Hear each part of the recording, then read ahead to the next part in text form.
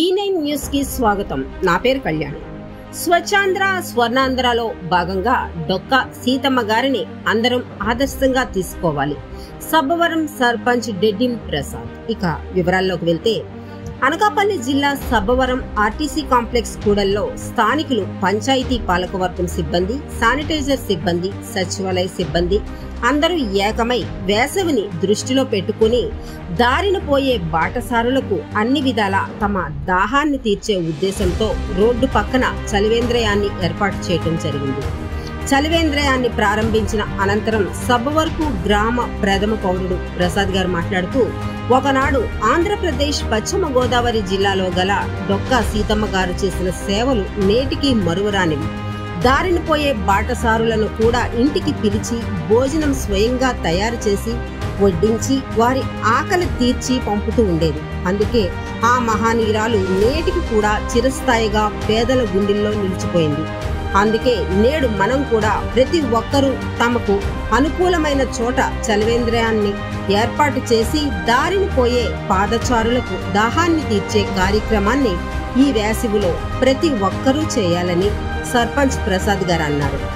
ఈ కార్యక్రమంలో సర్పంచ్ డెడ్డిం ప్రసాద్ గారు, ఉప సర్పంచ్ మండల లక్ష్మణ, 5వ వార్డు మెంబర్ చిత్రాల శ్రీను, 4వ వార్డు మెంబర్లు Nadipilli Koteswararao, ex sarpanch Dalima Reddy Srinu, auto union నాయకులు, ప్రజలు పాల్గొని ఈ చలివేంద్రియ కార్యక్రమాన్ని విజయవంతం చేశారు.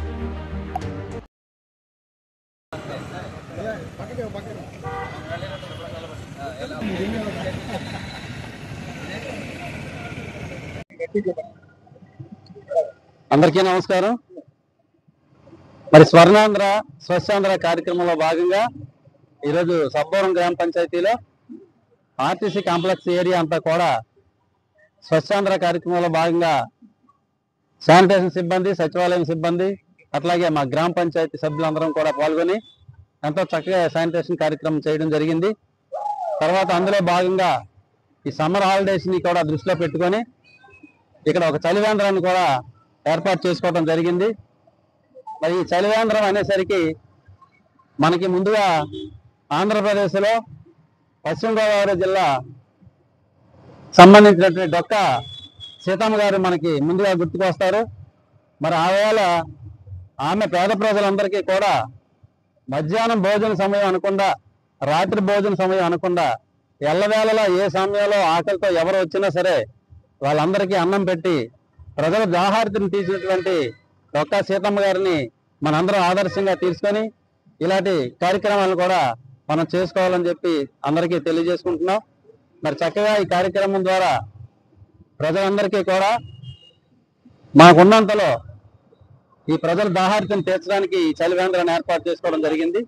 మరి ఈ కార్యక్రమంలో సచివాలయ సిబ్బంది, మాకు సబ్బవరం నుంచి 4 సచివాలయాల నుంచి సిబ్బంది అంతా కూడా ఇక్కడ రావడం జరిగింది. అలాగే మా గ్రామ పంచాయతీ సిబ్బంది, సెక్రటరీ గారికి, అలాగే గుమస్తా గారికి, మా తోటి సోదరులు పంచాయతీ బోర్డు సభ్యులందరికీ కూడా ఈ కార్యక్రమంలో పాల్గొని జయప్రదం చేసినందుకు అందరికీ కూడా ధన్యవాదాలు తెలియజేసుకుంటూ సెలవు తీసుకుంటాం.